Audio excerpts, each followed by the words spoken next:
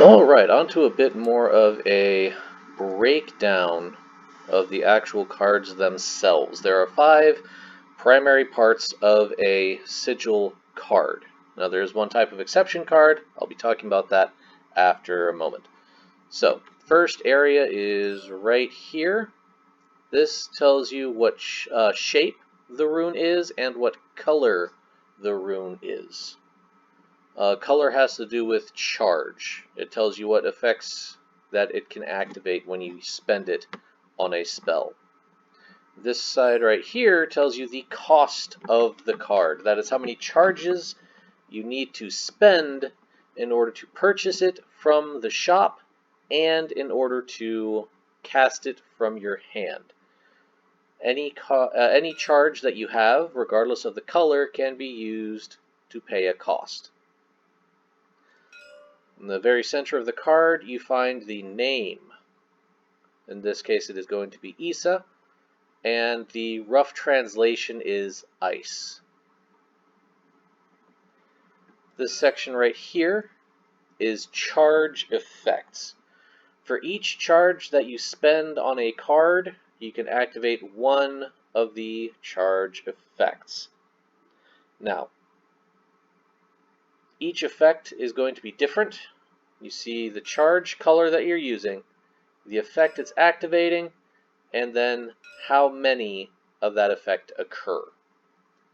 You find out what these mean over here on your reference card. There's 4 basic abilities, and there's 5 numbers, 1 through 5, written in the Norse style.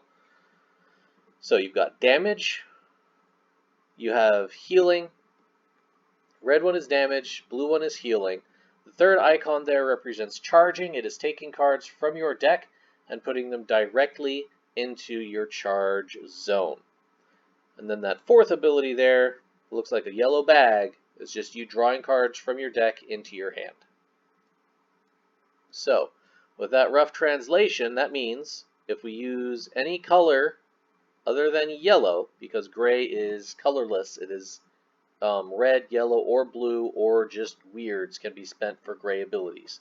For each one, you will draw 1 card. Now, if you have any yellows that you use here, instead of treating them as a gray, you can activate this yellow ability here. For each yellow, you can instead charge, so take cards from the top of your deck and put them directly into your charge pile, the top 2 cards of your deck. So, for each yellow, I can charge 2 cards. Let's just read it from left to right. Very easy to follow. Now, the slightly more difficult form is this side over here. These are phrase effects. For your first game, I would recommend just focusing on the charge effects and ignoring the phrases, because the phrases are a bit more complex. So, for these phrases, what it means is if you cast the 2 spells simultaneously, if you cast Isa and this one right here simultaneously, you will gain this effect. You will heal 4 health in addition to all of your charge effects. Now, if you cast Isa and this right here, you will deal damage 5 points in addition to anything over here. If you cast all 3, you'll get your charge effects, you'll also gain 4 healing, and you will deal 5 damage. So this right here tells you the shape that you're looking for. The color doesn't matter, just the shape.